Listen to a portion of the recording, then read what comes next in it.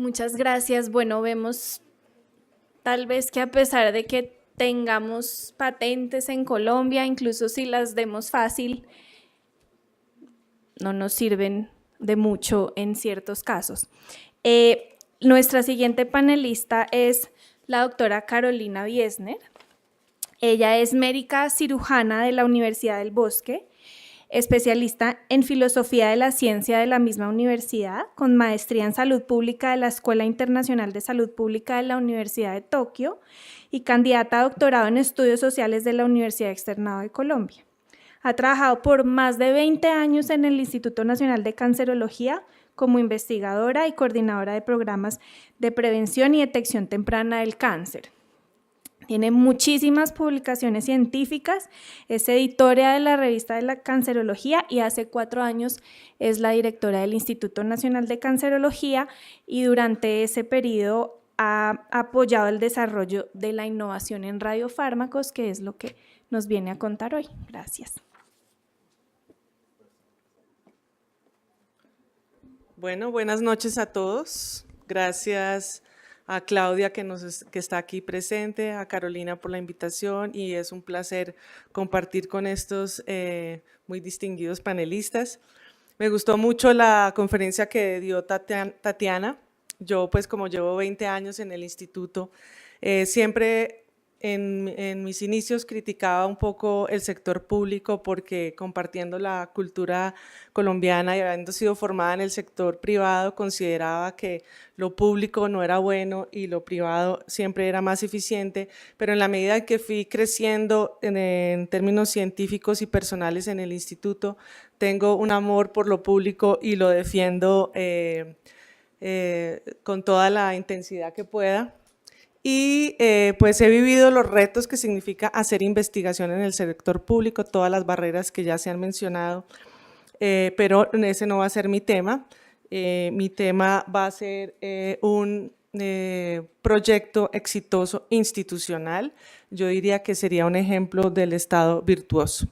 Quiero decirles que el Instituto de Cancerología fue fundado en 1934, voy a hablar aquí rápido para luego sí cumplir los 10 minutos, y fue parte de la Universidad Nacional, fue fundado como un instituto, la primera cúpula de radium para tratamiento de pacientes con cáncer, y la primera en Latinoamérica y la segunda en el mundo, como una gran innovación, puesto que el tratamiento tradicional era la cirugía. Posteriormente, en 1953, el instituto, y en medio de todas las fricciones políticas entre liberales y conservadores, pasa a ser entidad del Estado colombiano y poco a poco se va perfilando, particularmente antes de la Ley de Seguridad Social, la Ley 100, como una estrategia del Estado, es decir, que la única manera como el Estado puede entender una problemática creciente es a través de un instituto de cáncer que le genere conocimiento, que fundamente las políticas públicas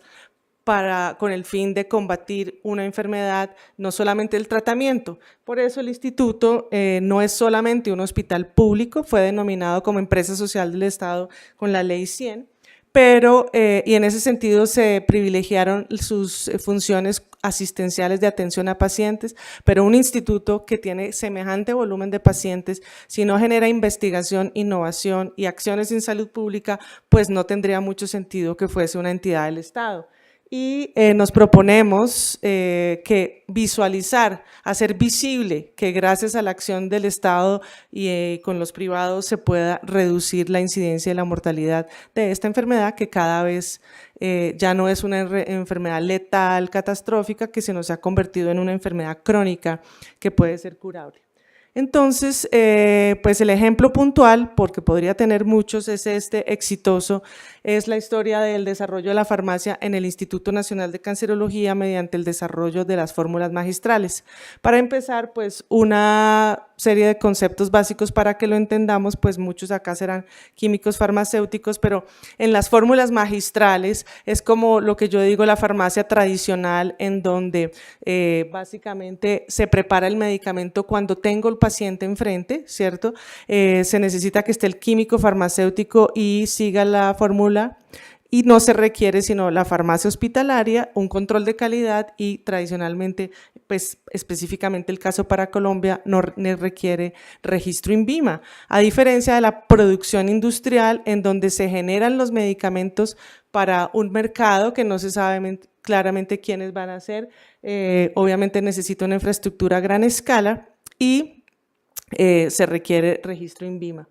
Y particularmente entonces nos vamos a referir a los radiofármacos que, como ustedes lo ven ahí, son preparaciones para uso diagnóstico y terapéutico que usan isótopos radioactivos. La historia de los isótopos radioactivos se remonta a las finales del siglo XIX. Becquerel se ganó el premio Nobel de Física junto con Marie y Pierre Curie, y a él le dieron la mitad del premio Nobel y a Marie y a Pierre lo tuvieron que compartir, supongo que porque ella era mujer, pero bueno, se ganaron el premio Nobel.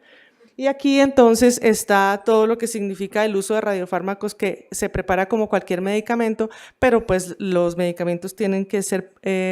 generar protecciones con plomo, como la que se ve acá, para que no se haya irradiación a las personas que los usan. Y los radioisótopos radioactivos tienen utilidad particularmente en medicina nuclear, que es una rama de la medicina que utiliza herramientas diagnósticas y terapéuticas para generar imágenes y digamos que permiten ver la función de un órgano. Podemos evaluar entonces la función tanto en términos globales como en términos específicos, y podemos usar isótopos radioactivos para el tratamiento, como es el uso del yodo radioactivo para cáncer de tiroides, y la manera como se visualizan las imágenes es utilizando la gamma cámara que evalúa, bueno, no voy a entrar en el detalle, se me acabó el tiempo, y las dos fórmulas son por la gamma cámara o con la tomografía por emisión de positrones, que ustedes ven aquí la imagen en donde se puede ver el tránsito de los radiofármacos. Bien, entonces el instituto fue pionero en el uso de radiofármacos. Tenemos nuestros antecesores que fueron el doctor Jaime Cortázar, que ya utilizaba el primer detector de centelleo, pero básicamente el instituto solamente producía tecnesio y yodo para cáncer de tiroides. Y la química farmacéutica que ustedes ven aquí fue enviada por castigo a lo que se llamaba el cuarto caliente, que eran donde se utilizaban los isótopos radioactivos. Ella en ese momento no se protegía con nada, y cuando el grupo de medicina nuclear dijeron, no, nosotros tenemos que empezar a innovar también frente a patologías que son de muy baja frecuencia, como son los tumores neuroendocrinos. Ustedes saben, el espectro de la enfermedad es muy amplia y hay patologías que son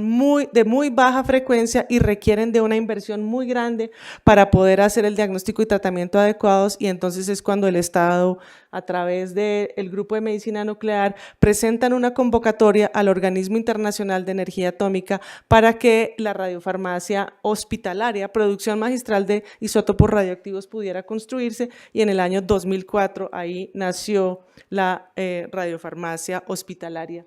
El proyecto costó $3.500.000.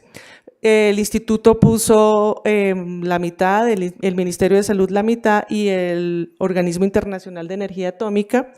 Aquí entonces ustedes ven la diferencia de lo que es una radiofarmacia hospitalaria, que tiene un robot y produce todos los radiofármacos. Y en este periodo se han producido, entonces logramos construir un centro de excelencia de tumores neuroendocrinos, es decir, que si alguien llega a tener un tumor neuroendocrino en Colombia, debería ir al Instituto Nacional de Cancerología, porque muy pocas entidades tienen esta tecnología. Y tenemos un equipo multidisciplinario, entonces ya se han producido 40 diferentes tipos de radiofármacos. Tenemos no solamente los de tumores neuroendocrinos, sino los de cáncer de próstata, como el PSMA, galio, bueno, no los voy a leer por razones de tiempo, pero ha sido lo que se denomina la generación de valor público, es decir, pocas instituciones hubieran hecho una inversión tan grande para atender estas necesidades, que se pueden convertir y suplir las necesidades de un mercado más abierto, pero esto no es posible. En 3 años, con la incorporación de esta radiofarmacia, el instituto ha generado una utilidad de 3.200 millones que hemos reinvertido para seguir haciendo innovación tecnológica, pero en la medida, y bueno, se han hecho una serie de capacitaciones para el resto del país, reconocimientos, todos los médicos, porque no había una cultura de lo que significan las radiofarmacias en Colombia. Sin embargo, hemos tenido algunas dificultades, ya para terminar. El Ministerio de Salud empezó a regular las radiofarmacias que empezaron a formarse y puso una reglamentación tan alta que la puso para radiofarmacias industriales, de manera que nosotros tuvimos que hacer unas inversiones que aumentaban el valor inicial del radiofármaco en un 400% sin que se le agregara un resultado en calidad. Y por otra parte, hemos empezado a ser acusados por la industria en los sectores privados como es decir, como que tenemos que no estamos haciendo una negociación leal porque estamos produciendo radiofármacos a muy bajo precio y eso no resulta ser competitivo para los demás. Pero la experiencia ha sido tan fascinante que vamos a hacer este programa ampliado, no solamente para radiofármacos y radiofarmacia, sino para biotecnológicos, que son medicamentos de alto costo y que podríamos ofrecer reduciendo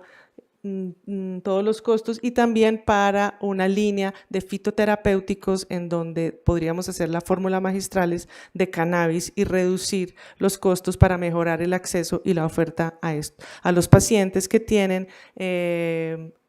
síntomas complejos al final de la vida. Era la experiencia exitosa que quería comentarles y pues el reconocimiento a todo el grupo del instituto.